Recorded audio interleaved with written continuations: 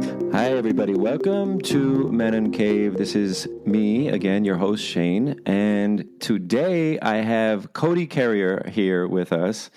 And I'm really excited about this discussion. I'm glad that we could make this happen because I love the work that you are doing. And I want people to know a little bit about you and what you're actually doing. So I think let's kind of just jump into this. First of all,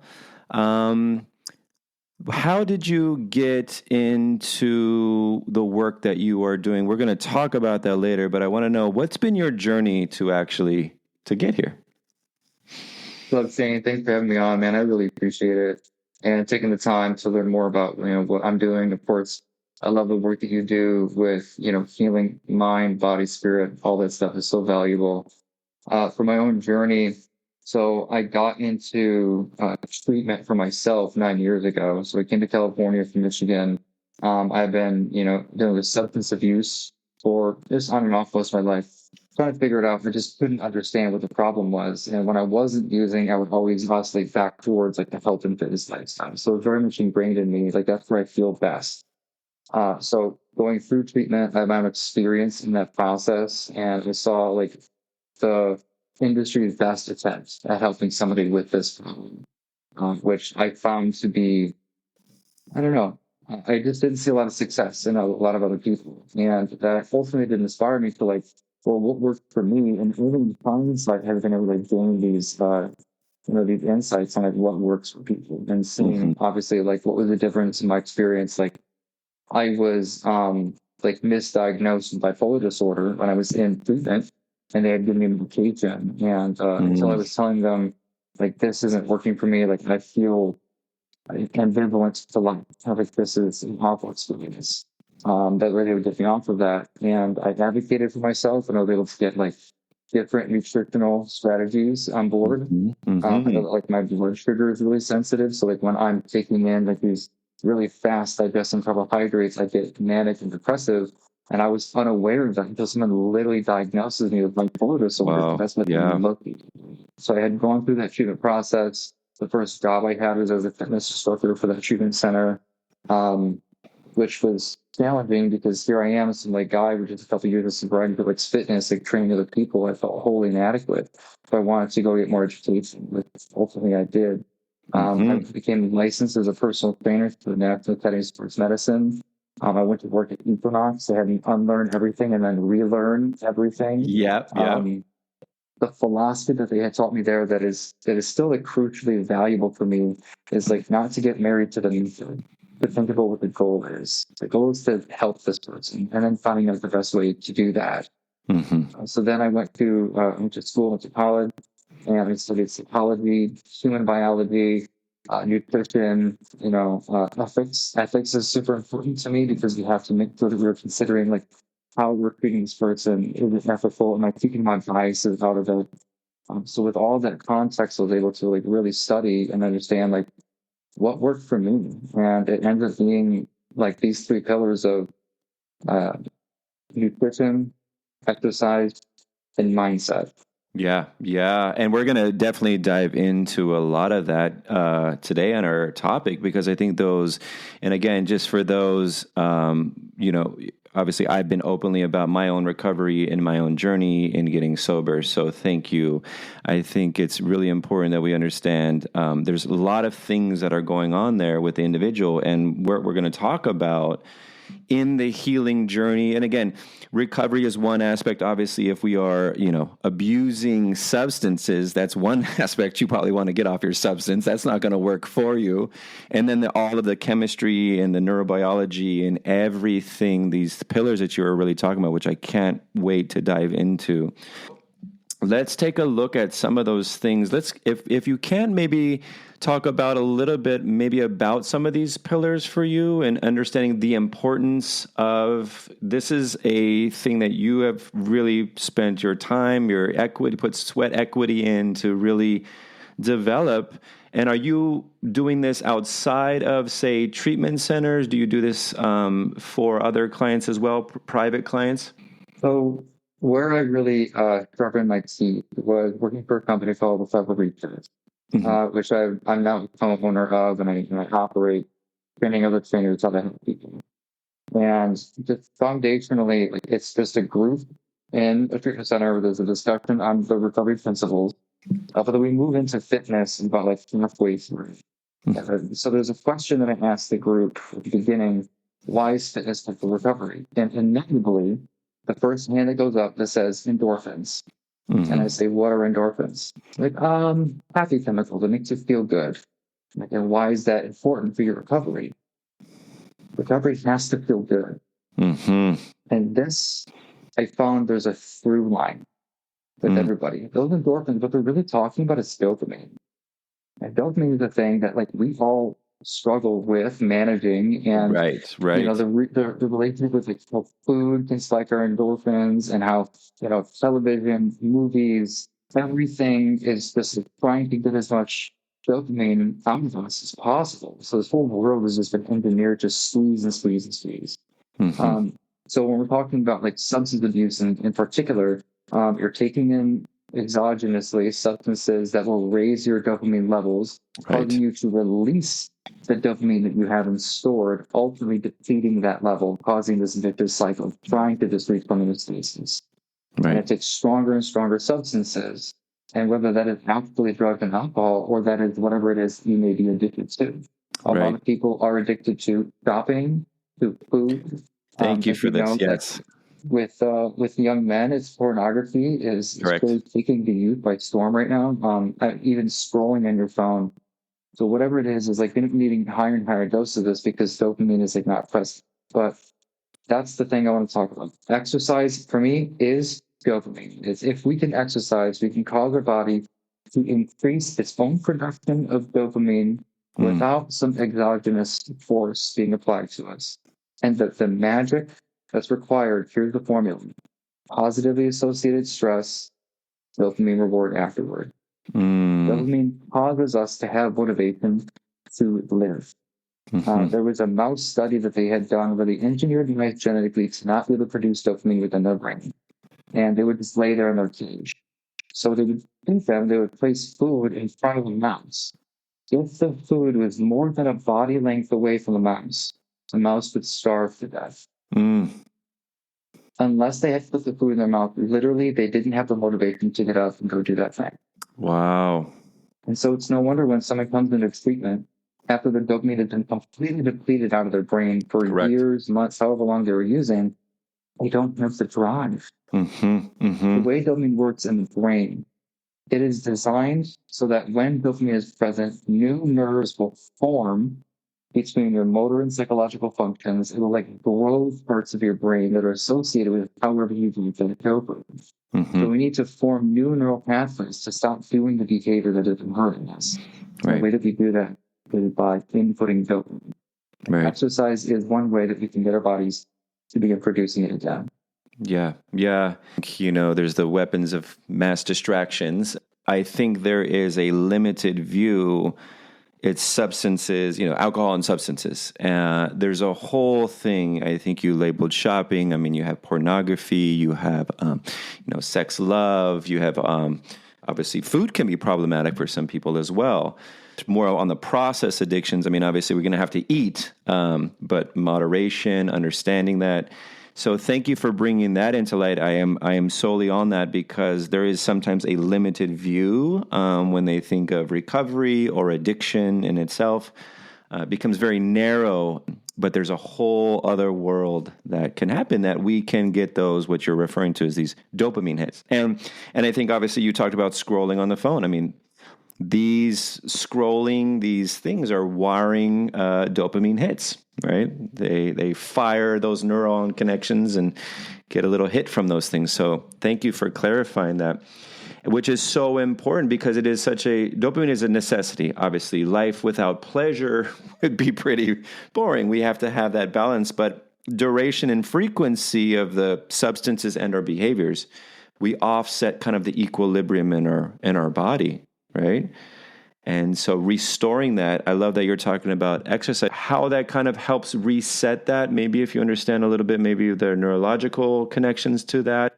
So anthropologically, the dopamine system was designed to provide us a reward after sustained positively associated stress. Mm. So think about like caveman days. Where would they get dopamine? Probably from food, from social interaction, and from surviving a physical conflict. Mhm. So exercise is one of those areas where like you weren't going to get a dopamine hit just sitting around in the cave or in the hut or whatever. Like you have to work really, really hard for long periods of time before you ever got any small reward. And the way the world is designed today is that we're getting reward front. Ah, There's yes, keep no going there. I love there's this, no Cody. Keep there's going. no Yeah. pain in front of it. So we can actually begin to engineer our lifestyles so that there is some difficulty ahead of prospect of joy, whatever that thing is. So you're right. A life without joy is not a life, but we can create positively associated stress for ourselves, i.e., exercise. It's it's a pre-programmed behavior that we have within us. We don't have to think too hard about. You get prepared to go to the gym. You drink whatever pre-workout, whatever you have to like get you there, that like initial dopamine boost, and then Hmm. you have a 45-minute exercise. And by the end of it, we have this total shift in our thinking, total shift in our energy, our emotions, like everything gets reset. But that's because we perform the formula appropriately. If we are immediately starting your day with scrolling on the phone, drinking coffee, having like no positively associated stress, we go through work and the only joy that we have is like within the fast food that we get at the end of the day. Like it's not a healthy formula. So we have to create these positively associated stress. The way that exercise does this is through that experience. And I want to cover that later when I want to go over like mindset, the way we are interpreting that stress Yes. is absolutely critical. Hmm. Absolutely critical. Clients that I have with personal training clients will come to me and say, I'm working all day and then still rods at work. If I do this, I'm on my feet all day. Is that not exercise? Your brain is not interpreting it as exercise. It interprets it as work. So it will go along a different metabolic pathway of stress, of negatively associated stress, and it'll actually make you sicker and more frustrated. But when I go to the Mm. gym and I'm lifting weights in my free time, I'm like, this is me, this is Cody time. I walk out feeling spiritually enlightened. Shift. Hmm. Difference in those two things attitude. Wow, we're going to definitely dive into that. I want to come back to just what you were talking about. I love recognizing it in that way that you were saying the how we live, because when it landed in me, it made sense. You know, kind of that instant gratification where we put it before the reward, before the work. And it sounds like, if I'm hearing this correct, that in itself kind of creates the habitual pattern of in itself. So now I'm always getting my reward first without doing the work, where you're talking about, from caveman, where it's like, you had to go out there, you had to find your food, and kind of like hunt it down. And there's a lot of work that comes into it. And then the reward, I get to sit and feast. But now, with today's new way of living and obviously all these platforms opening up, we get that instant gratification first, creating this kind of dopamine junkie kind of thing, that instant hit. Oh, I just love that, Cody. That was I understand that, right? But when you phrased it, that was like, yeah, this is really good. I get it. I get it. And so thank you for that great information. Let's get into, because that's another pillar of yours with what you're running and how you're helping people, is the mindset, which you started that conversation. Can you take us into that pillar, mindset, and how important that is in the healing process, if you will? So in mindset, we're familiar with the placebo effect, right? Mhm. Like some people are taking a sugar pill and for some reason like their symptoms can get better. So that has been an anomaly in the scientific community. We don't fully understand it, but we've been able to apply it in different areas. So the study that I want to focus on, they did this mouse study where they had two mice in separate cages that had no contact with one another. And mice love to run on the wheel voluntarily. They like to exercise. It's what they'll do in captivity. So mouse number one was allowed to run on the wheel voluntarily. When their wheel started to turn, mouse two was on their wheel and it was forced to turn. So Mm. mouse one perpetuated mouse two. So they had the same amount of exercise, but one was doing it voluntarily and two was being forced to do it. The health outcomes were in two different directions on the graph. Mouse 1 lived a long and healthy life with no, problems. Mouse 2 died early from stress-related metabolic disorders. Oh, wow. How is it that a person can have the same exact amount of exercise as another, but yet get sick from it? Yes, Mindset. go there. Mindset. Yes, let's go down that, Cody. Please, let's go down there. I love this. Mouse 2 was a victim. And it's not Mm, even like this was like high consciousness, like of victimhood course, right. mentality. But they perceive themselves as the world is happening to them. With Mouse 1, the world is happening for them. Mm-hmm. Mm-hmm. And how we perceive stress happening to us and how we're participating in it will determine the metabolic pathway that our bodies take, the reward system, or the consequences of it. Like I said, I can go to the gym and I can burn 1,000 calories and have the time of my life. But if I'm working 5, 6 hours and I'm doing these like intense fitness groups and training other people, I'm literally doing the same movements I'm doing in my free time.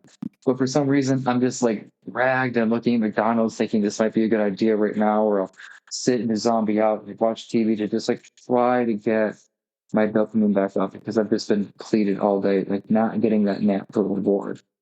So So, having that mindset's important, even if everything else is put into place. Is life happening to you or is it happening for you? and does that kind of tie into when you start looking at it from motivation? I guess it's like intrinsic, extrinsic motivation. I guess it can happen at any point, like along the spectrum. So, like our amygdala, our like fear processing unit in our brain will exacerbate circumstances beforehand. We've experienced it when you have like your day is stacked and you're like already exhausted. Mm-hmm. And then like you get called off from having to do all that work, like, oh, we don't need you today. And all of a sudden you've got all the energy in the world. Yep. So the way that we're perceiving things in advance, right, can drain us. What if we're perceiving it in advance as a positive thing? Like, look at all the people I couldn't help today. Look at all the people I'm going to get to talk to today. I'm not going to sit alone in my house. Or if you reframe it in advance, you can get the dopamine boost there. That's right. But it really happens in the moment. Like you said, that you can show up to the gym not feeling like doing it at all.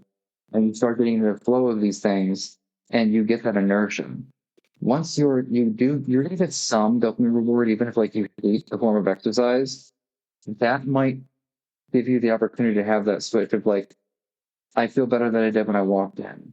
Sure. Or like I'm always asking the fitness group before we start, like, why are we doing this? Because they would give you energy, you're gonna sleep better tonight, you're going to feel more energetic, like, throughout the rest of the day in particular, you're gonna be able to have a clearer mind, like just thinking about all the benefits, knowing like this is good for me, this is good for me. Even if you don't believe it. If you Yeah. just say out loud, this is good for me, or I want to do this, it Mm-hmm. will flip that switch in your brain, which can start to give you that bigger dopamine boost that you need to, the more production of dopamine instead of having exogenous before you. And that can spin you off into that mindset. So sometimes it just takes a mantra, just a few words while you're in that stress. Yeah. Kind of, I love that, reframing that a little bit, reframing the words. I get to work out, I get to communicate with people, I get to have great conversations with people, and it lightens the journey a little bit. It gets you kind of excited. Well, what are we going to talk about or work out with or something? So that in itself changing. So we have changing the mindset. We have how that connects to the dopamine when we get out of the kind of, I think the words you said, the victim mentality. I have to. I get to, right? We hear some of this language. Just reframing that could create. Sounds like kind of create that, kind of kickstart that in motion. You referred to it as kind of that placebo. It already kind of gets it in motion. There's an excitement that lives within there, which leads to the motivation. Exactly.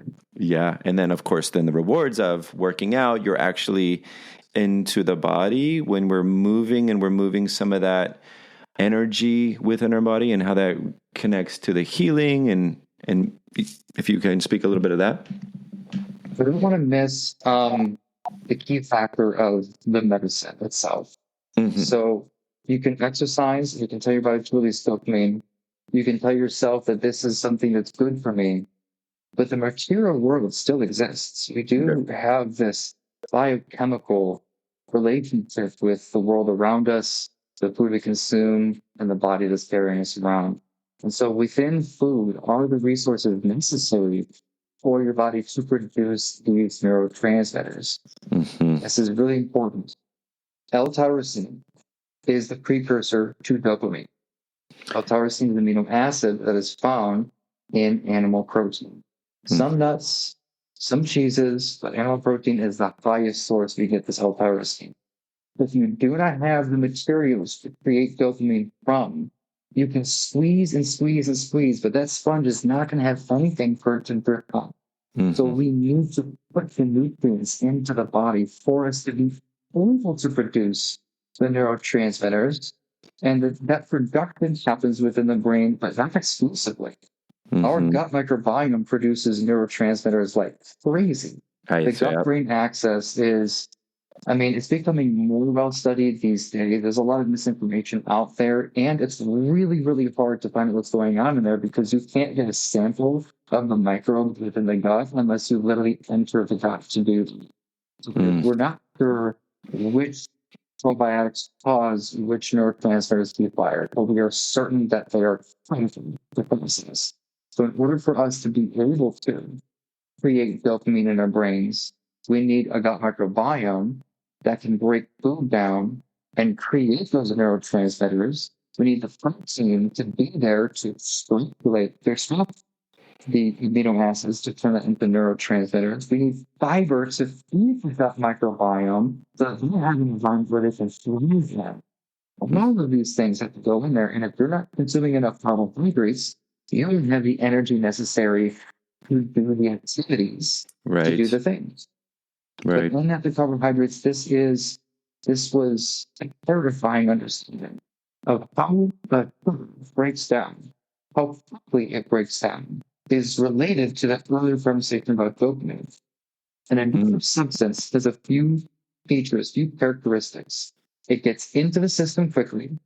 It gives you a high dopamine spike, and it drops off really, really quickly. And it's consistent. So the mouse study they had done, they'd regular water and cocaine water. And there was a button in front of the water bottles. And so that when they hit the button, the water would come out. So they hit the cocaine button, cocaine water came out.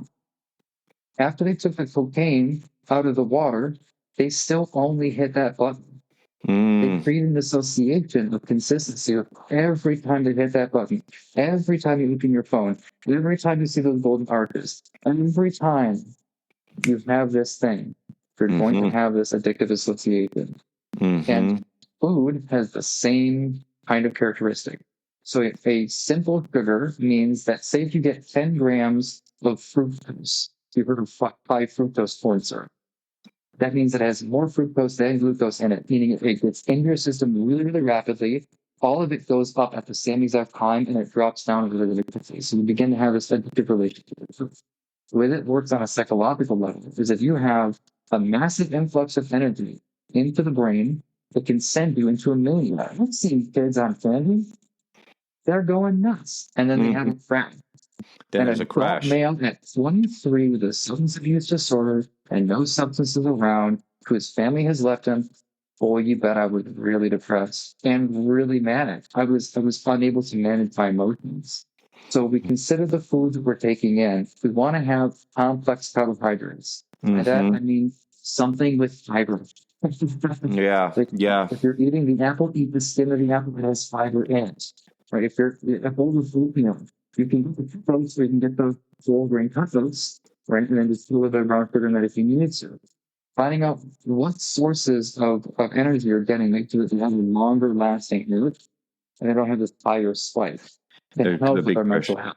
Yeah, I think that's important to understand because, carbs themselves have such a bad rap sometimes for people, and they think, but I think it's the right kind of, so it has an even arc and kind of a leveling out instead of a high spike and then that deep crash to, and how important that is for the functioning of the body. Like you said, what is it? It's the precursor?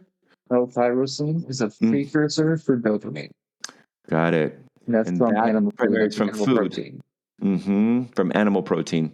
And that helps with, so all of these functions I think are so important. We have mind, we have body, we have the whole self kind of working in this well-oiled machine. helping to function, helping us to heal.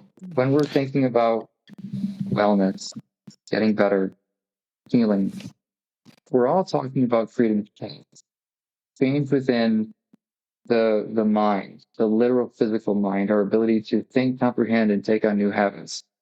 And like people would pay an infinite amount of money to be able to control their habits and their behaviors. I think that is like the greatest human struggle. Just philosophically, we all struggle with self-control. So if you had the keys to changing your behaviors forever, permanent change towards something positive, you would keep it. And there's three keys though. The three keys are exercise, the nutrition, and their mindset. You can exercise all you want, have all the nutrition you want, but if you don't have the right mindset, it's not going to work. You can exercise, have a great mindset, but if you're not eating well, you're not going to have the materials necessary to facilitate the change. And if you're eating really well and you got a great mindset, that's fine, but you're not starting your body's production of dopamine through exercise. So all three of these things have to happen in order for you to experience change, lifestyle change. What if you're trying to get a job and like you're just not motivated to do that? You do those three things, you're going to have all the resources necessary to send out all the resumes or go to school or to apply for whatever you need to do. Like if you're having trouble with your relationships and like maybe it's like not feeling this girl or you have this like really troublesome relationship with her, it's like really toxic. Like in order for you to get out of your head and create a new philosophy of life and how you're going to run this situation, you're going to need to do these three things. Whatever it is in life that we're struggling with, the change happens with those three pillars. You can change your habits. So you can think all three of those. How do people get in contact with you? I think I heard a little bit about, because I love that that's why I wanted to bring it, lifestyle change. You brought in relationships, you brought in, moving careers or whatever that goal is for that outcome for you. These three pillars that you had discussed, how that can help you move into building deeper connections, achieving whatever short, long-term things you want. How do people get in contact with you and find you? So my business is physical business, and it's built towards like personal training. It's supposed to see like fitness and things like that on there. But there is a calendar, and I will talk to anybody. Anybody who has any problems going on. I have worked in Alcoholics Anonymous for 9 years, and guys have come to me with 25 years of sobriety. Like, hey man, I've done the steps, and I don't burn out in the thinking like my relationship with my wife is just nuts right now. I don't know what to do about it. And so I've seen all of the different challenges of life, and I've had to address those things. Like I said, like I'm willing to talk to anybody about whatever's going on, and like maybe we can facilitate a solution for you. And because my niche is in like the health and wellness space, like that's where I'm going to start with. And if there's like other like higher level mental health care things, like I've been in contact with treatment centers in this area, and like other people who do more like national work, like they can give you treatment if it's not serious. Like there is always a pathway, there's always a doorway, and I'm always going to offer my resources. So you can go to physicalbusiness.com. You can book like a 30-minute just like talk. Let's talk. Let's see what's going on, man. Mm-hmm. And I will hear you out, and I'll give you the tool that I have available. And if there's any way that we could move forward with, maybe it's consultation, maybe it's sober coaching, maybe it's nutrition, maybe it's fitness, like whatever it is, I'm willing to help. Cody, man, I love the work that you're doing. I love these three pillars. I'm so glad that we ran into each other, and that was the whole thing. We were constantly running into each other. Like, man, we gotta do something here, because learning more about what you're providing in the healing space. I'm just going to call it the healing space because it's outside of the rooms technically, about lifestyle. I'm passionate about. I want to know more about that. Even some of the things that you were just talking about today, I was like, yeah, that's true. I really appreciate you taking the time today to come here and shed some wisdom for all of us to take bits and pieces and start applying them to our life. Again, if you need an extra push or more information, again, I'll have Cody's information here, and you can look and get in contact with him. Set up a discovery call, see where you might be stuck in your life, whatever you need. And I'm sure he'll make the time. What a great guy you are, Cody. Really a pleasure to have you today, my friend. Shane, I'm honored, man. I'm honored that you have me on. You're a guy I really respect. You really walk the walk, as well as so eloquently and gently talk. I think that a lot of people are going to benefit from just being in proximity to you and in the company you keep. I think that you're a real light for this world, and I'm just so grateful to feel a part of your own journey, your own, hero's arc here, like how many people we can help. So to have, another brother on the battlefield on the front line I'm really honored by this. Thank you. Yes, thank you, my brother. And that is today's episode of Men Uncaved. Of course, my name is Shane Coyle. I will have all of Cody's connected links in the caption below. So please take a look at the beautiful work he is doing. And again, we need to come out of hiding.